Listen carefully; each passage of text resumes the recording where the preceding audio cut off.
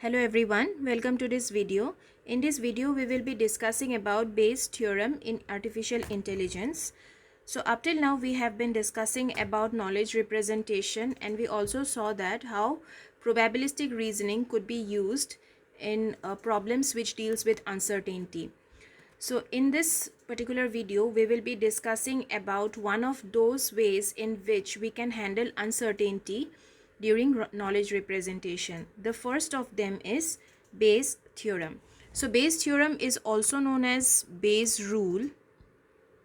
Bayes' rule, or we actually represent the apostrophe after S. So Bayes' rule or Bayes' law or Bayesian reasoning.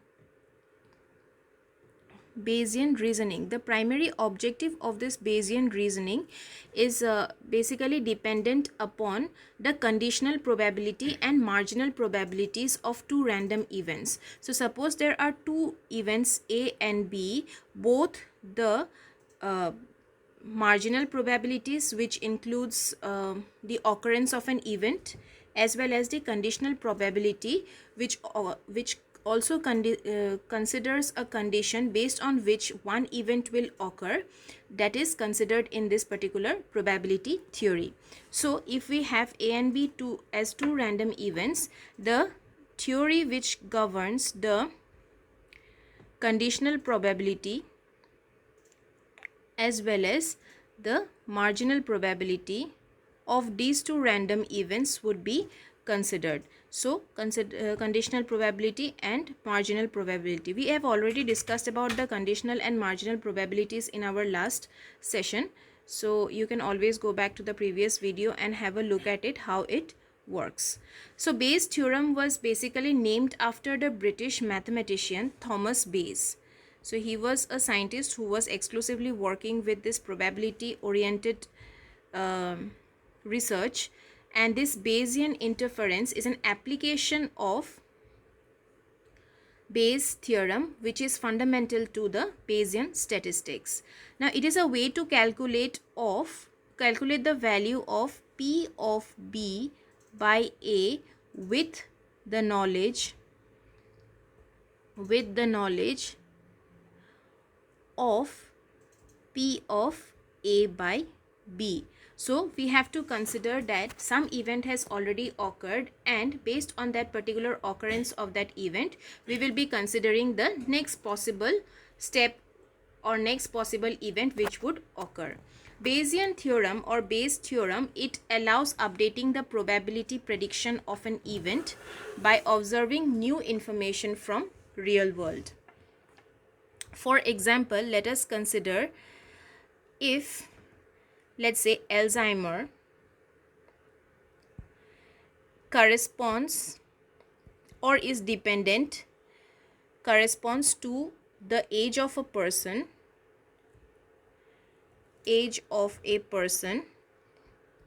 that means he is dependent, the disease is dependent on the person's age, then we can deduce by the Bayesian theorem that the probability of Alzheimer,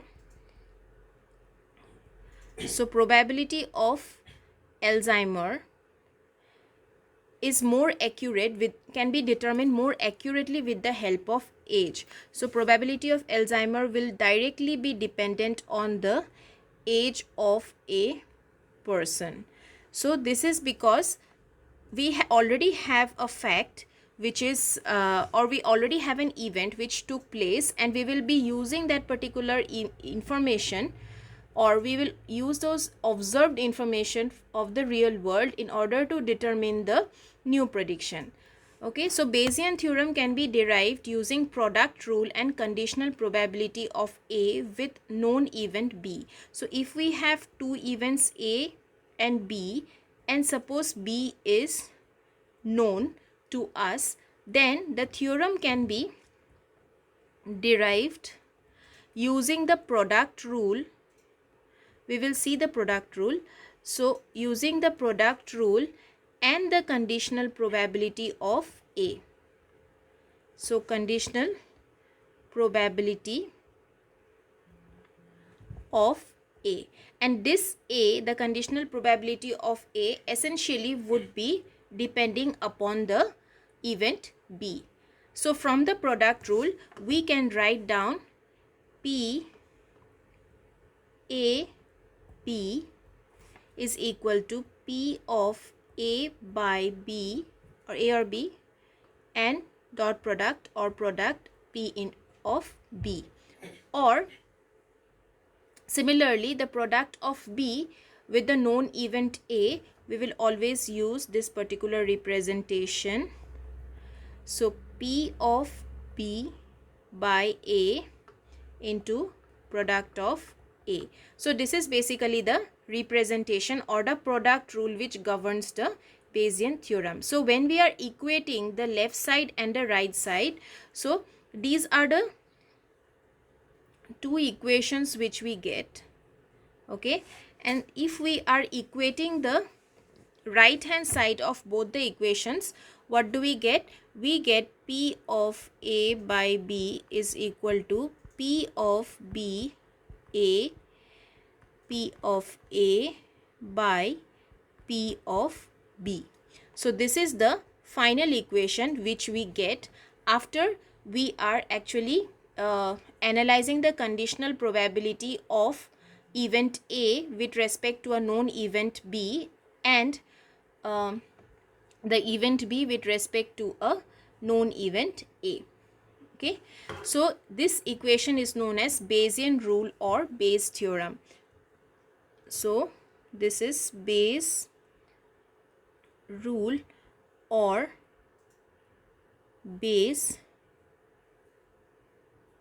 theorem, and it is widely used in generating results or outcomes or predicting the probability of occurrence of event A whenever there is a known event B. It shows the simple relationship between joint and conditional probabilities. So if we are considering P of A by B, this is known as posterior. So these definitions or these terminologies also we have discussed in our previous video. So P of A by B is known as posterior, which we need to calculate, and it will be read as probability of hypothesis A when we have occurred an evidence B. So B is already known here. We know that B has already been occurred, and P of B by A is called the likelihood. So this is basically the likelihood in which we will be considering whether the hypothesis is true or not, and we calculate the probability of the evidence. P of A is known as the prior probability. That means without new information, what is the probability, and P of B is called the marginal probability. So this also we have discussed in our previous video. So marginal probability. So combining all of this, we will actually be able to find out the probability of occurrence A, of the occurrence of event A whenever event B has already occurred. Now in this particular equation, in general we can write it down as P of B is equal to P of A into P of B by AI, where AI is equal to A1, A2, AN, and it is a set of mutually exclusive and exhaustive events. So we have to consider these this representation, and this representation again can be formally deduced as P of AI by B is equal to P of AI into P of B by AI divided by summation of I is equal to 1 to K P of AI into P of B by AI. Here, as already said, A1, A2, A3 dot dot dot AN, they are mutually exclusive and exhaustive events. Now, next we will talk about how to apply this Bayes rule. Okay, so application or applying the Bayes rule.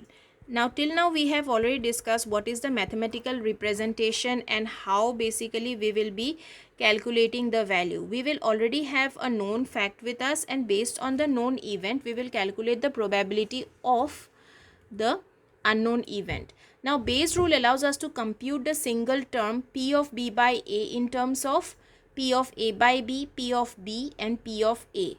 Now this is very useful in cases where we have good probability of these three terms.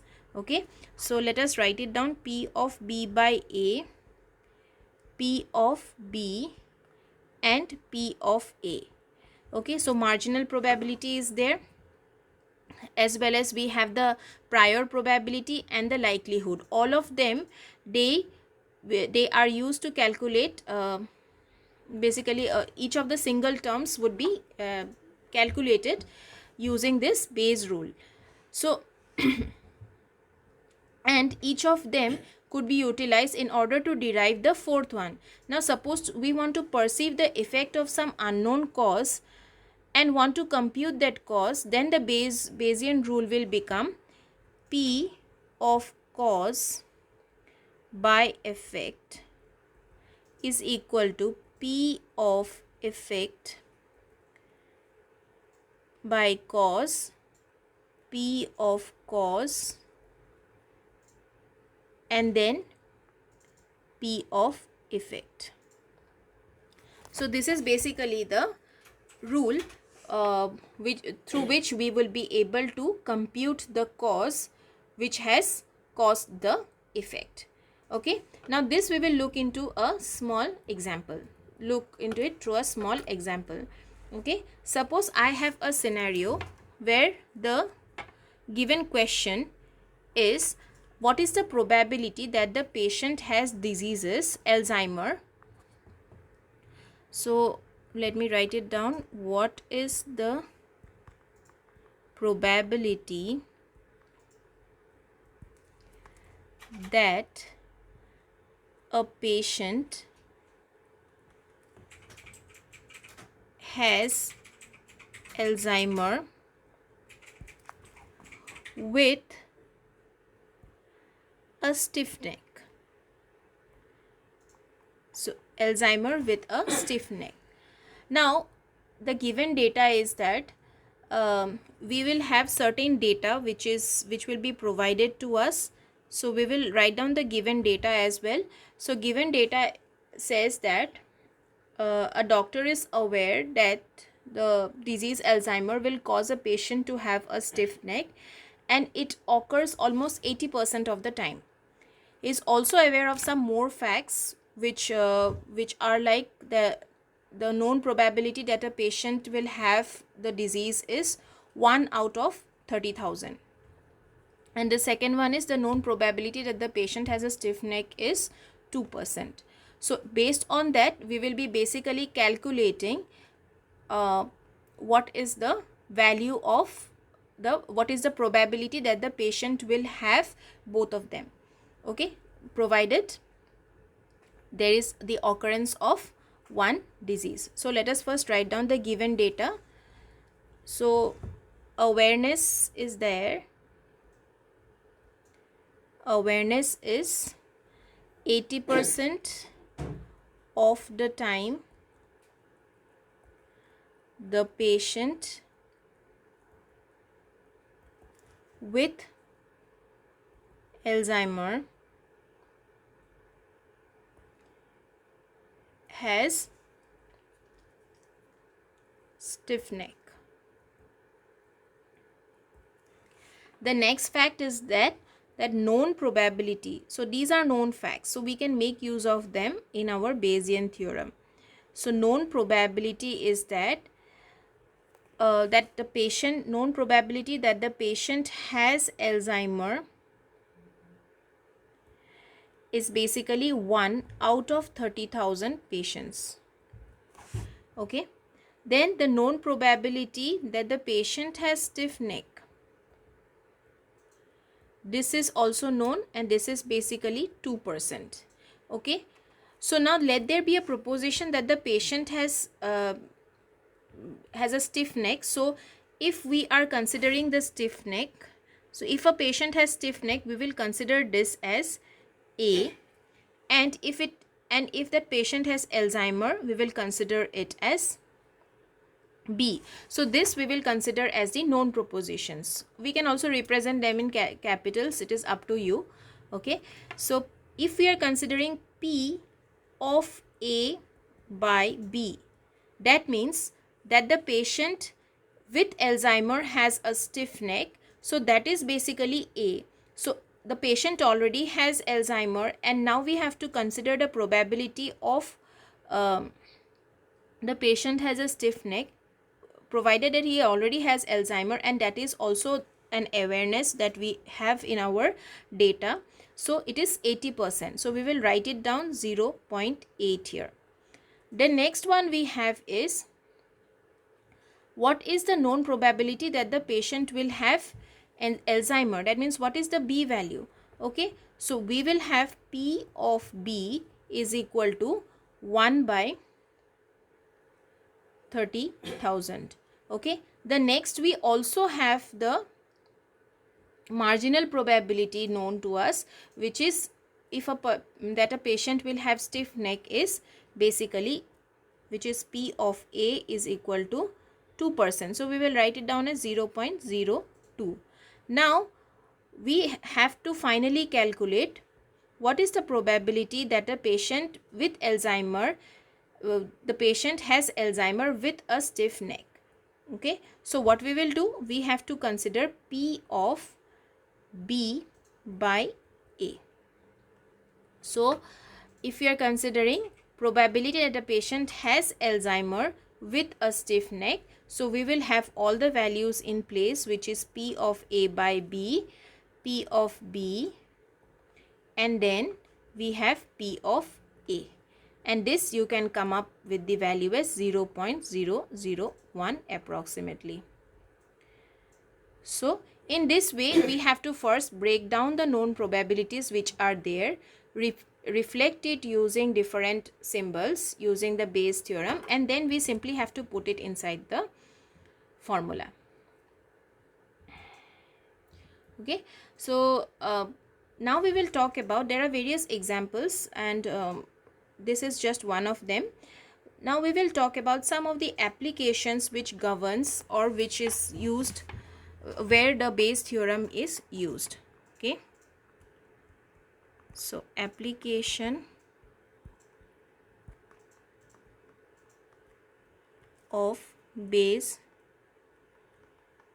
theorem. So when we are considering application, first of all, it is used extensively in robotics, because if a particular step of the robot has already been executed, what will be the next step of its what will be its next step, that is decided using the Bayes theorem. And the next important domain is weather forecasting. So we also use a lot of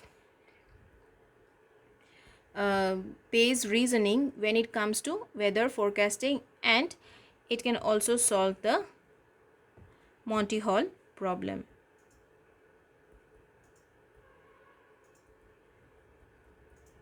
Okay, so these are some of the applications in which Bayes theorem is used. Essentially, we have to consider mutually exclusive events when Bayes theorem is, we are calculating anything using Bayes theorem. Mutually exclusive events means that if A event is occurring, then B event cannot occur. If B is occurring, then A event cannot occur. So basically those kind of events would be considered, and once we can represent them in the different representations as related to the marginal probability, the posterior and the prior probabilities, we simply need to put them in the respective formulas and calculate them using the Bayesian representation. So with this we come to an end with the Bayes theorem. We will talk about Bayesian belief network which is used in AI in my next video. Thank you.